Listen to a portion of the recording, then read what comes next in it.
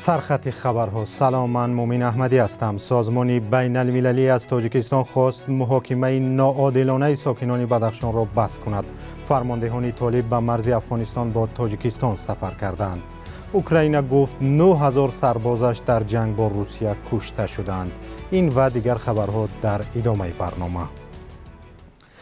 دیدبان حقوق بشر از حکومت تاجیکستان خواسته است به محاکمه‌های به گفته سازمان ناعادلانه ساکنان بدخشان پایان داده و بازداشت‌های غیرقانونی آنها را بس کند. این سازمان معتبر حامی حقوق با نشر یک بیانیه در روز 23 آگوست گفته است مقامات تاجیکستان باید به این بی‌عدالتی خاتمه داده به عهدنامه‌های بین المللی خود برای تأمین محاکمه‌های عادلانه پایبند باشند. در بیانیه این سازمان آمده است ده‌ها ساکن بدخشان که بعد تظاهرات ماه می دستگیر شدند ممکن است پس درهای بسته ناعادلانه محاکمه شوند.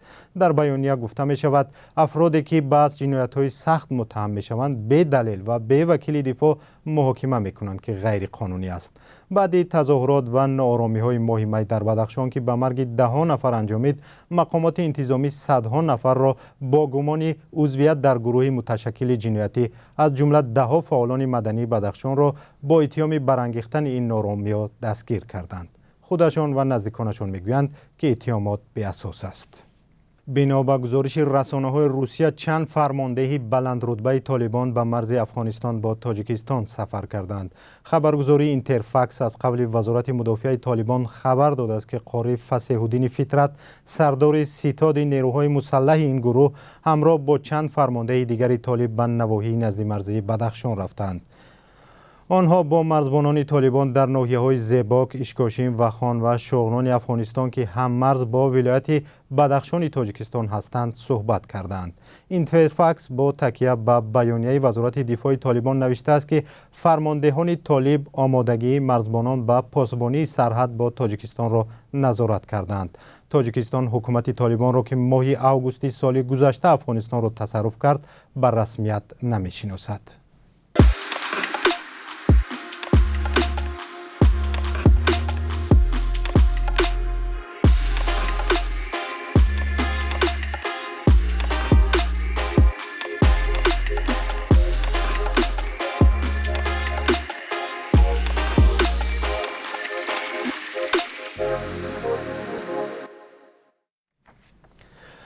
والری ژالیوزین فرمانده کل نیروهای مسلح اوکراین میگوید از زمان آغاز حمله بی‌دلیل روسیه در ماه فوریه تاکنون تقریباً 9000 سرباز کشورش کشته شدند. او در یک همایش در روز 22 آگوست گفت نه فقط ارتش بلکه تمام کشور در جنگ شرکت میکنند چون کودکان و زنان میبینند که پدران و یا شوهرانشان به جبهه اولی جنگ میروند و شاید در بین 9000 قهرمانی باشند که در جنگ کشته شدند. از آغاز جنگ در روز 24 فوریه هم روسیه و هم اوکراین در اعلان تلفات بسیار احتیاط میکنند. آخرین آمار تلفات اوکراین را ماه اپریل رئیس جمهور ولادیمیر زلنسکی افشا کرد که گفت 3000 سرباز کشته و 10000 نفر دیگر مجروح شدند. مسکو اعلان تلفات در بین سربازان را اسرار دولتی اعلان کرده است و آن را بسیار کم افشا میکند. ماه مارس یک مقام روسیه گفت که 1351 سرباز کشته شدند. مقامات اوکراین ادعا دارند که بیشتر از 45000 سرباز روس را کشتند. ایالات متحده آمریکا ادعای ایران را بی‌اساس خواند که میگوید واشنگتن مذاکرات غیر مستقیم برای احیای سازش اتمی سال 2015 را به تأخیر می‌اندازد. دیپلمات‌های آمریکا گفتند سعی دارند به حد ممکن به طرح پیشنهادات ایران که اتحادیه اروپا به آمریکا ارائه کرد زودتر پاسخ بگویند. نید پرایس سخنگوی وزارت امور خارجه آمریکا روز 22 آگوست گفت که آمریکا از دست کشیدن ایران از بعضی خواسته ها از جمله بیرون کردن سپاه پاسداران انقلاب اسلامی از فهرست سازمان های تروریستی تشویق شده است ولی مسائل دیگری هست که باید حل شود. نید پرایس در این باره چند ساعت بعد از ادعای مقامات ایران سخن گفت که اظهار داشتند آمریکا مذاکرات درباره احیای سازش تاریخی اتمی با ایران را به تأخیر می‌اندازد. ناصر کنعانی سخنگوی وزارت امور خارجه در نشست خبری در تهران در روز 22 آگوست گفت که فقط چند مسئله ولی بسیار مهم در مذاکرات باقی مانده است که باید حل شوند. در تاجیکستان پژوهشگران پیشنهاد دارند که شخصیت خواجه محمد بشارا که در یک دهه دوردست پنجکند به نامش مقبره بنیاد شده است آموخته شود. بر اساس برخی روایت‌ها گویا او یکی از نزدیکان صحابه‌های پیغمبر اسلام بوده است. با این باور صدها نفر برای زیارت به این مقبره می‌آیند که حالا وضع خوبی ندارد.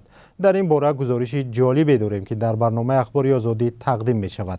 یادتان نرود که برنامه ساعت 2 به وقت مسکو و ساعت 4 به وقت تاجیکستان تقدیم می شود.